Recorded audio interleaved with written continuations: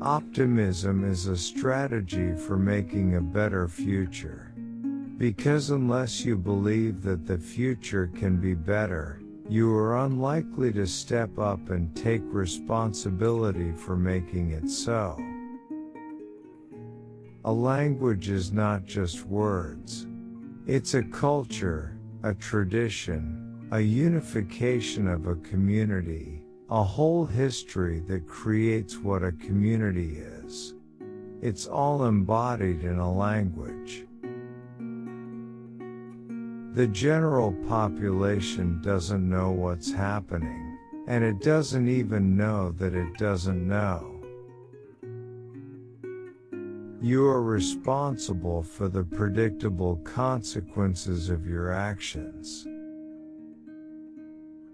Education is a system of imposed ignorance.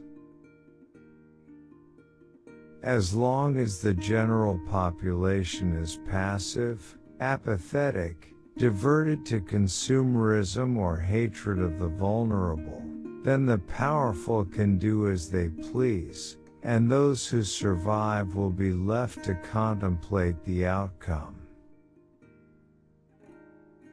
We shouldn't be looking for heroes, we should be looking for good ideas.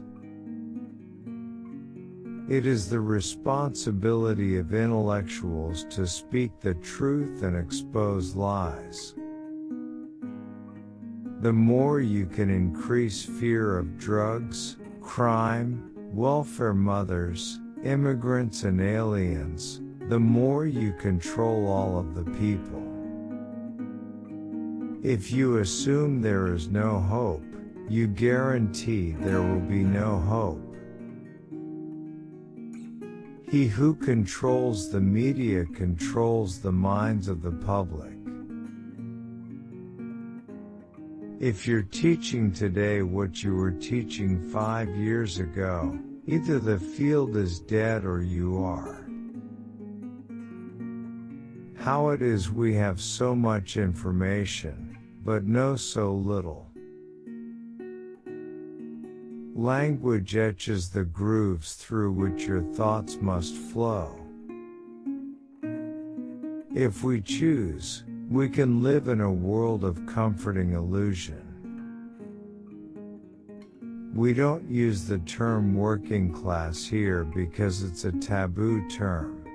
You're supposed to say middle class, because it helps diminish the understanding that there's a class war going on. That's the standard technique of privatization. Defund, make sure things don't work, people get angry, you hand it over to private capital. Propaganda is to a democracy what the bludgeon is to a totalitarian state. The more privilege you have, the more opportunity you have. The more opportunity you have, the more responsibility you have. Nobody is going to pour truth into your brain. It's something you have to find out for yourself. For the powerful, crimes are those that others commit. Governments will use whatever technology is available to combat their primary enemy, their own population. It is important to bear in mind that political campaigns are designed by the same people who sell toothpaste and cars.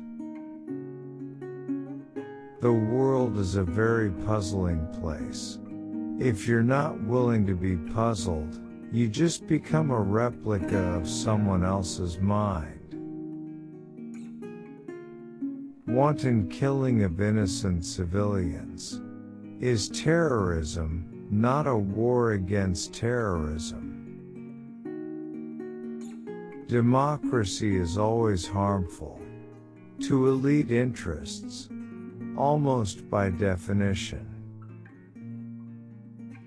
The indoctrination is so deep that educated people think they're being objective.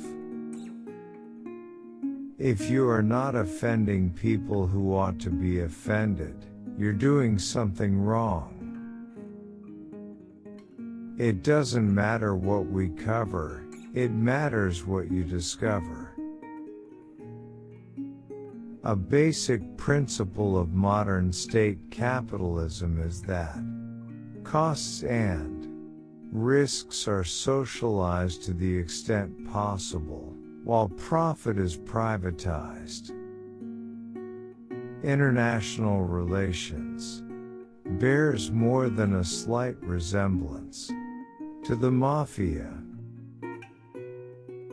It is quite possible, overwhelmingly probable, one might guess, that we will always learn more about human life and personality from novels than from scientific psychology.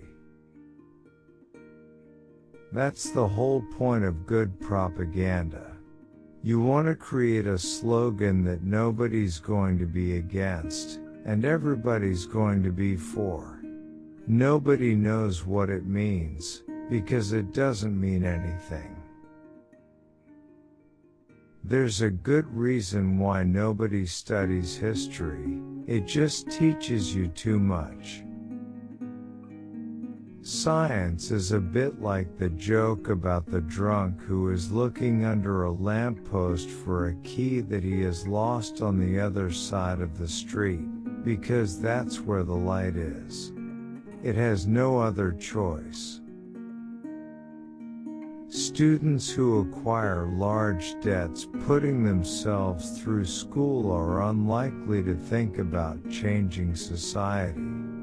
When you trap people in a system of debt, they can't afford the time to think.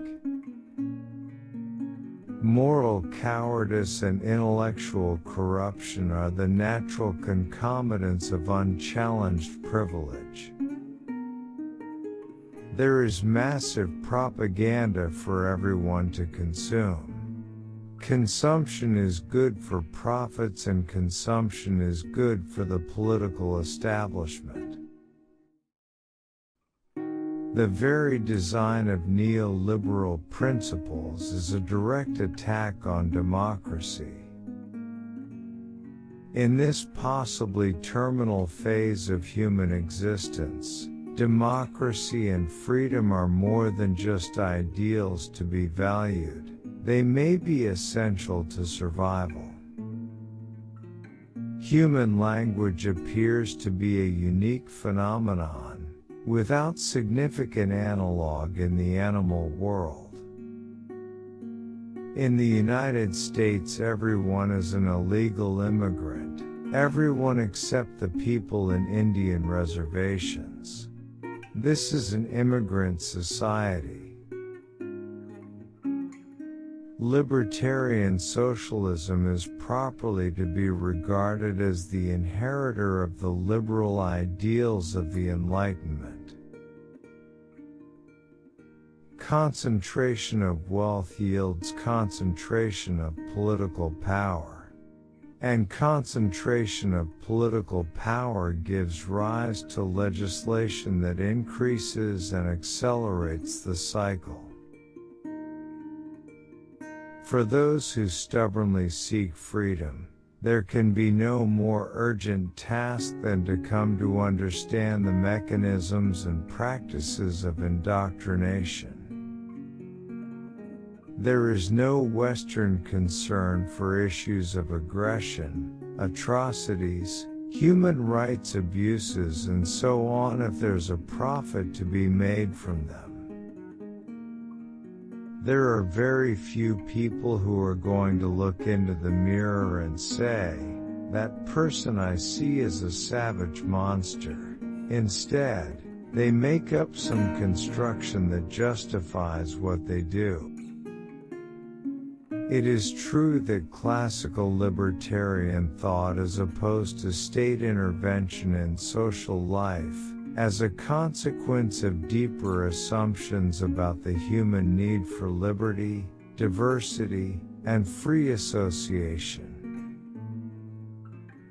People tend to rally around power. Sports plays a societal role in engendering jingoist and chauvinist attitudes. They're designed to organize a community to be committed to their gladiators. If it's wrong when they do it, it's wrong when we do it. The best defense against democracy is to distract people. If the Nuremberg laws were applied, then every post-war American president would have been hanged. It may be beyond the limits of human intelligence to understand how human intelligence works. People who call themselves supporters of Israel are actually supporters of its moral degeneration and ultimate destruction. The public is not to see where power lies, how it shapes policy, and for what ends. Rather, people are to hate and fear one another. You can't have meaningful political democracy without functioning economic democracy. The invasion of Iraq was simply a war crime. Straight out war crime. Nobody should have any illusions. The United States has essentially a one-party system and the ruling party is the business party. The press is owned by wealthy men who only want certain things to reach the public.